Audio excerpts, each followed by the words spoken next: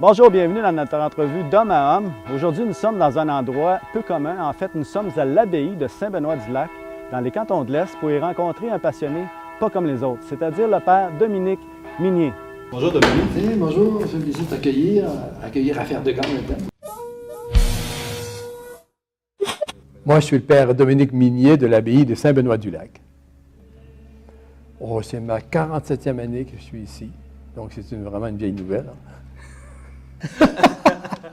Ma passion pour le chant, en fait, ça, je l'ai toujours eu parce que dans la maison chez nous, quand j'étais jeune, on chantait du grégorien parce que mon père dirigeait une chorale de grégorien. Mes plus grandes fiertés, moi, les choses dont je suis très fier, c'est dans le domaine d'abord de mon travail professionnel comme fromager, lorsque j'ai travaillé à la fromagerie, c'est qu'un de mes fromages a gagné le premier prix de toute catégorie dans tout le Canada. C'est quand même comme une médaille d'or. Et un deuxième de nos fromages, l'an passé, a gagné encore une médaille d'or en Angleterre dans un concours international. Dans le domaine artistique, mes CD, j'ai 4 albums qu'on a fait, ils se vendent autant après plusieurs années qu'à la première année. Bon, non, je ne sais plus quoi dire là-dessus. Pourquoi l'abbaye de Saint-Benoît-du-Lac? Moi, l'idée m'est venue de consacrer ma vie à Dieu. Vous savez, sur Facebook, on me demande qu'est-ce que je fais. Je suis un employé de Dieu, finalement. J'ai cherché à ce moment-là, quand j'étais jeune, où je pouvais exprimer ça, où je pouvais vivre ça. Et en lisant des livres, des gens m'ont passé des choses. Et quand je suis arrivé sur la description de la vie des moines bénédictins, ça correspondait à l'idée que j'avais.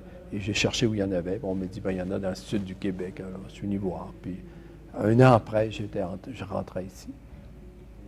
Ici, à l'abbaye, le travail est réparti un peu tout le long de la journée. Il se dit, ora et labora, c'est en latin, c'est-à-dire prie et travail. Alors, on peut dire que toute notre vie, c'est cette alternance entre le travail puis la prière. Et les gens de l'extérieur, quand ils viennent ici, nous racontent beaucoup ce qu'ils vivent aussi en toute confiance. Alors, ça fait que les moines, plus que les gens pensent, on est au courant de ce que les gens vivent, ce qu'on vit. Moi, en particulier, avant d'être à l'hôtellerie, j'ai été pendant 20 ans directeur de l'usine, de notre usine de fromagerie. Et ça, vous savez, c'est pas artisanal, c'est quand même une usine assez importante. Et dans des domaines industriels comme ça, dans un milieu comme le Québec, on ne peut pas faire ça dans notre petit coin tout seul. Il faut vraiment être en lien, être en relation continuelle avec les autres industries du même domaine. Dans le domaine des communications, les gens pensent souvent que les moines sont complètement retirés, mais on ne peut plus vivre de cette façon-là, puis ce n'est plus dans la mentalité actuelle, même ce qui est recommandé par l'Église, c'est que les religieux doivent être au courant de ce qui se passe dans le monde. C'est pour ça que les gens ont accès aux nouvelles sur Internet et aussi d'avoir leur courriel, comme je disais tout à l'heure. Mais il y a quelques-uns aussi, ceux qui veulent, peuvent avoir leur page Facebook. Moi, personnellement, en raison de mes activités artistiques, j'ai mon site, mon domaine particulier, mon domaine privé, finalement. Bon, le trip de gars, moi, ce serait... Il y en a comme deux, peut-être. Même la communauté, c'est le fun, vous savez, les temps de récréation. On a des temps de récréation, surtout la récréation du soir, qui est obligatoire. Ça fait bizarre de dire ça, mais moi, j'aime beaucoup ça, un peu comme quand j'étais jeune dans la famille. On est une gang ensemble autour d'une table, puis chacun...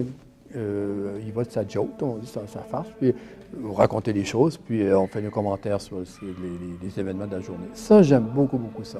Mon autre trip de gars, c'est ce que j'ai fait avec mes musiciens, finalement, d'avoir travaillé depuis 10 ans, qu'on se rencontre assez régulièrement et qu'on travaille ensemble.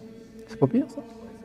Des folies que j'ai pu faire, parfois, c'est lorsque j'étais étudiant. J'ai quand même été étudiant au niveau universitaire pendant 6 ans. J'ai accepté d'être président de classe une fois, puis il fallait s'occuper aussi des parties de bière le vendredi soir, tout ça. Alors, ça m'a mis dans une situation un peu difficile. C'est drôle. C'est pas catholique. Je ne savais pas, j'étais vraiment naïf sur certaines choses. Les filles ou les femmes dans ma vie, il y en a eu beaucoup, il y en a eu tout le long de ma vie, parce que quand j'étais enfant, moi, j'avais 2 sœurs plus vieilles que moi, puis 2 sœurs plus jeunes que moi. J'étais entre 4 filles, au fond. Là. Alors, on connaît beaucoup comment dire, la psychologie féminine en raison de ça. Puis j'étais malcommode aussi, je leur faisais du mal. Alors, moi, j'aimais beaucoup avoir des avions, puis me faire des avions en carton. Puis mes avions tombaient toujours sur leur maison où ils catinaient. Ça faisait des chicanes. Bon, une tricherie que j'aurais pu faire, par exemple, comme moine, une chose que je me suis permis, que normalement on ne fait pas, c'est ça.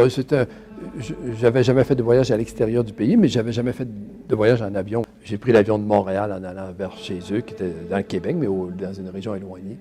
Bon, tu sais, j'avais vraiment pas la permission, ça me faisait curieux de faire ça, mais j'étais content de faire ce premier voyage en avion.